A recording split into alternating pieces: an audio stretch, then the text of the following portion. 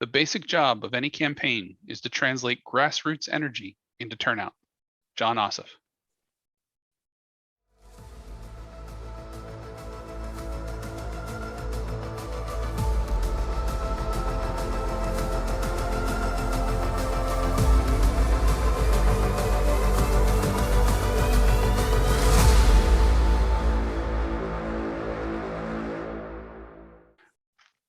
Welcome to Practical Trouble, the podcast where we give you the tools to change the world one concrete action at a time.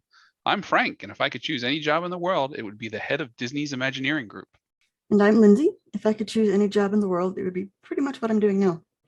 So, in our last episode, we talked about running for office. In many ways, it's more doable than it looks. But for some people, running for office just isn't in the cards. So we're going to talk about the next best thing, helping someone run for office. There are lots of good reasons for helping someone run. You get to do something above and beyond voting for your preferred candidate. You get to meet like-minded volunteers, and you may build important connections and learn valuable skills. You may get to meet and talk to your neighbors. But more importantly, you can help keep facets out of office. That seems like an important and worthwhile goal. So how does someone even get started? First off, do your research and find a candidate you like and who you think would be good in their role. So should I start with a local candidate or head straight towards a presidential candidate? Well, it depends. With a larger campaign, you'll get to meet more people. They have staff to handle a lot of the work, so your volunteering will mostly be canvassing, phone or text banking, and the like. But they know what they're doing and provide a lot of training and support. The smaller campaign is going to have a much smaller staff. There may be more varied opportunities for volunteer work, but it will be a lot less structured. They may not have the time or capacity to work with you much. Okay, so you pick out a campaign and you want to help. What next? The easiest way to start getting involved is to go to the campaign website, if they have one, and sign up. Note that if this person already holds office, they may have two websites, one for the campaign and one for their government role. There are strict laws about keeping the two sets of activities separate. If the web address contains .gov or a domain used by the state government, that's their official website, and you'll need to find the candidate one. Okay, so once you're in the right place, how do I let them know that I'm here to help? Do I look for a volunteer button or a link or what? Exactly. It shouldn't be hard to find.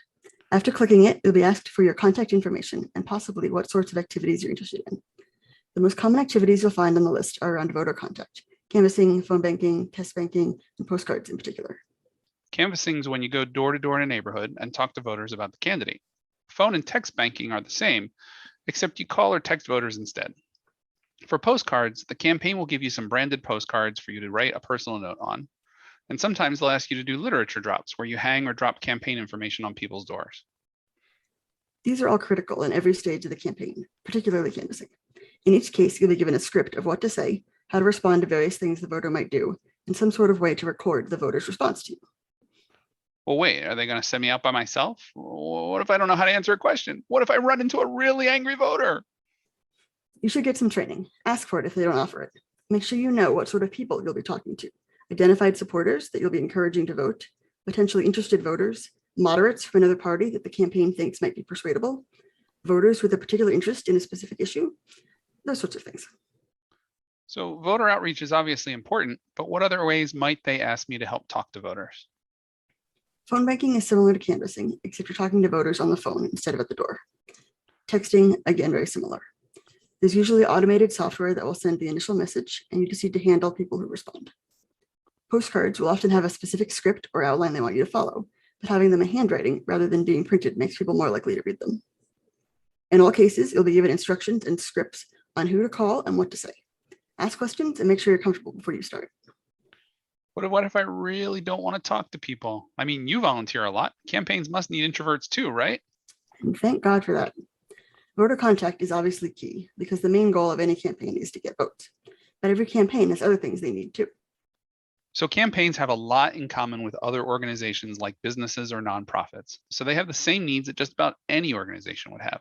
Some specific things you may want to ask about are data entry, graphic design, writing and editing content, cleaning the office, filing, setting up for events, canvassing operations and phone and text banks, greeting people at their headquarters or at events, training other volunteers, assembling literature packets or mailings, driving and running errands like picking up supplies, contacting other volunteers, helping with a house party or holding one yourself, anything involving information technology, including their website, data analytics, and assigning turf responsibilities, which is where you divide up the candidate's district for teams of canvassers.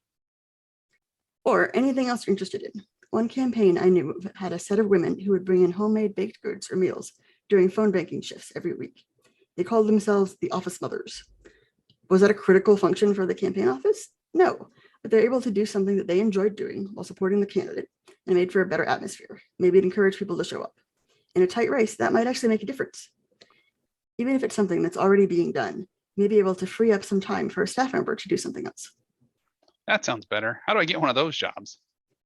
Sometimes it's just a matter of starting to do it. You may be able to ask one of the staff or volunteer leads in the office if there's another way to help. For a local candidate, you can also respond directly to any volunteer recruitment email you get from them. These typically go to the campaign manager or field director. Just explain what you've done for the campaign so far and what it is you want to do. Say that you would like to help and you can do fill in the blank. It's easier to get a positive response if you have a history of having done some voter contact with them before. And of course, be prepared to get no response or for them to say that what they really need is canvassers. And canvassing is really important. I can't stress that enough. I know it sounds scary, but if it's something you can physically do, because it does require a lot of walking, I'd encourage you to try it. Team up with an experienced partner and let them do all the talking at first. You'll warm up to it, and you can have some really interesting conversations with folks. Okay then, so what's our useless action? Don't look longingly at your favorite candidate, but then write him or her off because they don't appear to be getting traction. Campaigns depend on their staff and volunteers. To paraphrase Ilhan Omar, organized people beat organized money any day of the week. Okay, so what's our concrete action? I think our concrete action is pretty obvious. Volunteer with someone running for office. Go get started right now. Don't wait. So that brings us to the end of another episode of Practical Trouble. Thanks for listening, and remember to like, subscribe, share, get a tattoo of our URL, or whatever works for you.